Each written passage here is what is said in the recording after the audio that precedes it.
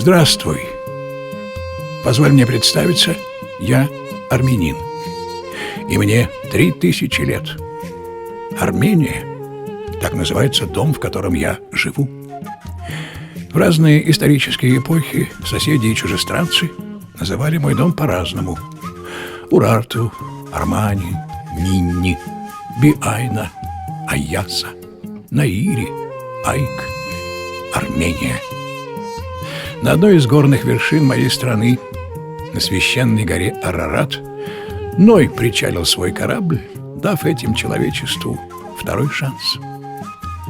Как колыбель цивилизации я есть на самой древней каменной карте мира, наряду с Вавилоном и Ассирией. Но они давно исчезли с лица земли и канули в вечность, а я жив. Я первым официально принял христианство как государственную религию и первый в мире возвел христианскую церковь. Я сшил самую древнюю кожаную обувь, получившую распространение во всем древнем мире. Моя столица Ереван – один из древнейших городов в мире.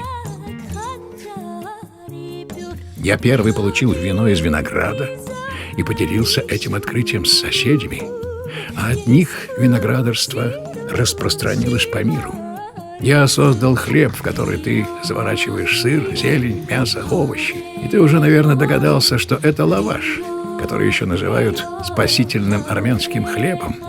Я автор многих открытий, о которых ты даже не догадываешься.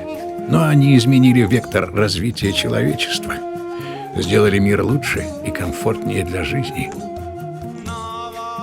Этот список можно продолжать бесконечно долго, перечисляя королей и военачальников, о которых сложили легенды многие народы, говоря о политиках, меценатах, бизнесменах, спортсменах, изменивших мир, и многочисленных деятелях культуры, ставших частью мировой культуры.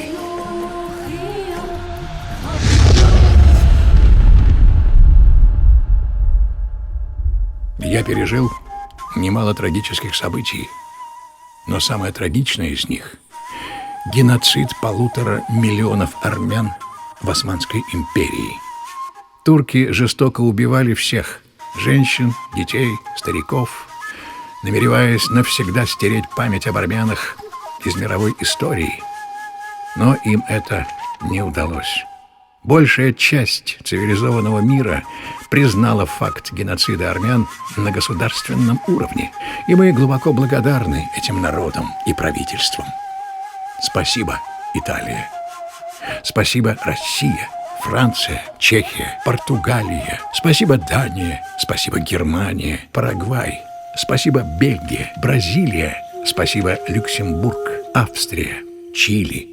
Спасибо, Ватикан, Боливия, Швеция, Аргентина, Литва. Спасибо, Венесуэла. Спасибо, Польша, Голландия, Словакия, Канада. Спасибо, Уругвай, Швейцария, Сирия, Ливан, Греция. Спасибо, Болгария, Ливия. Спасибо, Кипр. Спасибо, Словения. Геноцид армян признали также Конгресс и Сенат США, но президент Трамп отказался подписать документ, который после этого получил бы силу закона. Господин Трамп, не ставьте свои политические цели выше общечеловеческих ценностей. США не имеют права поступать так цинично. Господин Биньямин Нетаньяху, еврейский народ на себе испытал всю трагедию Холокоста. Пришло время восстановить историческую справедливость, встать рядом с армянским народом и осудить это ужасное преступление против человечности. Господин Борис Джонсон, не отрицайте человеческую трагедию из-за политических и экономических выгод. Все страны должны признать и осудить геноцид армян с целью предотвращения подобных преступлений в будущем. Еще один интересный факт.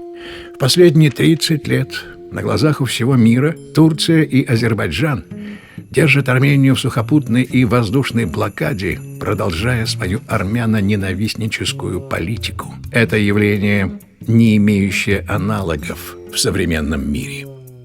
Христос учил прощать своих врагов.